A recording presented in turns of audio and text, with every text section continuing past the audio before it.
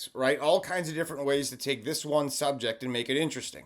So, for example, you see, I put, he finished 18th place. He happened to have a baby during the weekend. He had to go home, and then he came back to Daytona. You'll hear a little bit about that. They won 3 races last year. Did they feel pressure going into Daytona? They have a great relationship. You can see, I think, right here. Right here. But with Fastenal, which has been a really important sponsor for them. So there's a lot of different ways to look at the race and kind of break it down. And that way you're not talking about the same thing over and over and over again. So again, I'll get to an example and I'll point to it on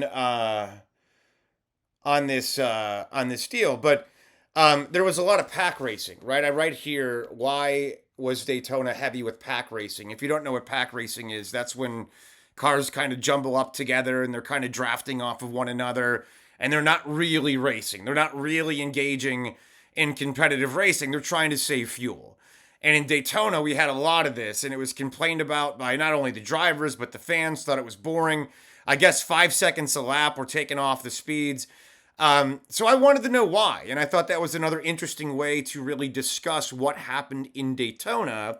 So take a listen to this example, and again, we're just using the Daytona 500, and we're finding different ways to make it interesting to, cover an entire show. And what you would do in a normal radio show, you'd use sound to kind of accompany this, and all kinds of different elements to make it interesting. But take a listen to when I engaged with him about the pack racing element at the Daytona 500. So why did that happen yesterday? Like you said, there was a lot of pack racing. There was a lot of fuel saving. There was a lot of Fords with Fords and Toyotas with Toyotas and Chevys with Chevy. Was that premeditated ahead of time when you guys were in, your Ford meeting, or was that just something that kind of naturally happened? Yeah, it's something that's been discussed through several years now, and I've seen it probably 6-7 years. Most of my Cup career, there's been these kind of conversations for super speedways, and a lot of it is how do you run through a pit cycle most efficiently as an organization, but you need friends at this style of racing. And so what you do is you get with your manufacturer, those that work with a lot of the same information and can have those kind of conversations throughout a race event, and you try and work together to find your way to make it better than the others. What that starts as is, hey, let's have a little bit of work together and help everybody raise the tide and float us all a little bit higher.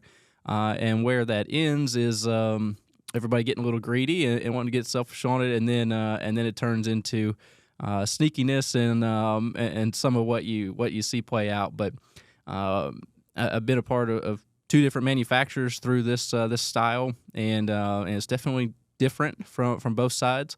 I think we've done a pretty decent job of planning and coming up with different scenarios, and not too.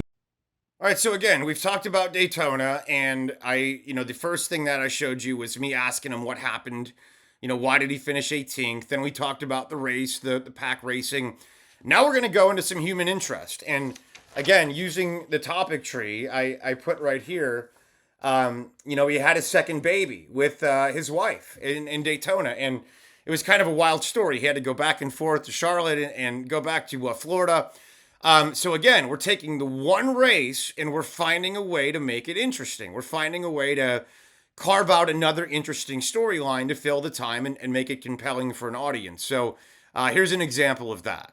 He's got to be dad. He just had his second child last week during all the Daytona craziness. He did the duels, then he left, and then I think David Reagan was doing practice a little bit, doing both the 60 and the 17, and then Chris came back for the race. But Charlie now has a brother. I believe Rhett is the name of your new son. And Chris, congratulations on the new baby, man. Thank you very much. It was a little bit of a chaotic week, and certainly became the highlight of the Daytona 500 for me. So everything is good. Got to come back home, be there for them, and be able to get settled in back to the house and back to the racetrack real quick. But it's been an amazing amazing time having a ball with Charlie, and can't wait to watch Rhett grow up a little bit and start getting them back to the racetrack and around it a little. I don't know. I don't know yet. I don't know if I want to get them a baseball bat or if they need to be behind the wheel of race cars. I'm scared already because Charlie loves to drive around the farm. So, Oh, really? we're in really Nice. big trouble already. I'm feeling that.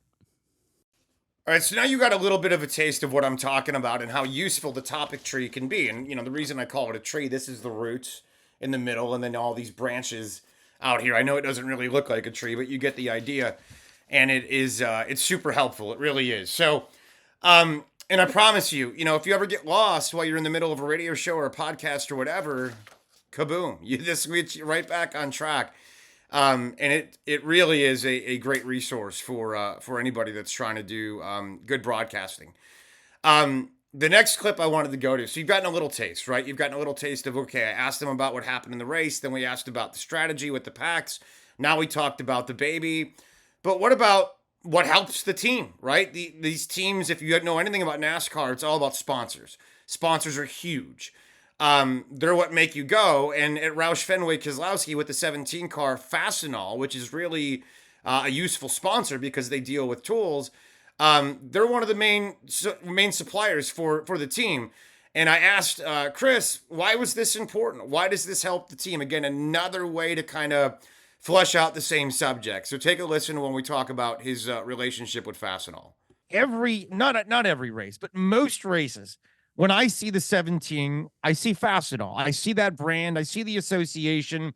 They've been such a good partner with Roush Fenway Keselowski for so many years, going back to the Roush Fenway days and previous drivers. And there's something about, like, Fastenal is a great brand. For people that don't know what it is, I know so many people that use it for their business. If they need supplies, if they need tools, if they need something in a pitch, Fastenal, there's a gazillion different stores all over the country. They can get it right away. They got what they have, or they got what they need in stock. It really is a great resource. They have been so loyal to the 17. What has that relationship been like for you? And honestly, how supported do you feel with that sponsorship?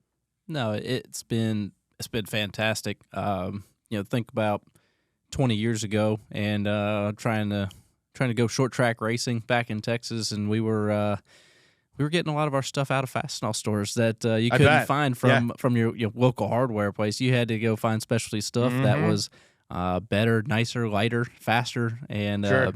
It's funny how everything comes full circle. But it is amazing that Fastenal has been a part of RFK for more than a decade now, and All right, so that's it. Hopefully you have an idea. It's not too complicated. Again, this is the Sports Talk radio tree. It really, and again, if I was in person, I would be, photocopying these and handing these out to you so you'd have it in front of you. But this is the tree.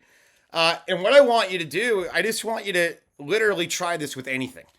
With anything. Take any subject. Take, Alabama football with Kalen DeBoer and, break down all the different, nuances of it, or, Nick Saban's retirement or anything. The O.J. Simpson case, again, would be an easy one from last week. But any topic at all, just put the topic at the root and then draw all these trees that would make it interesting. And then I think that would give you a really good roadmap to do a radio show. Now, when you're doing a radio show, you probably want to have 3 or 4 of these a day.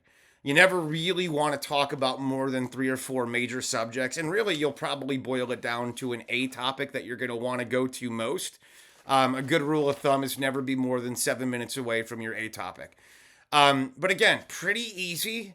I think it's super helpful. And it's something that I wish I would have had access to when I was younger and just learning in the business. Because I had no idea. I had no idea how to organize a show. I had no idea how to execute any of this stuff. So hopefully this little tool will come in handy. Again, it's the Sports Radio Topic Tree, and I'm Chris Childers. Thank you, everybody, for your attention.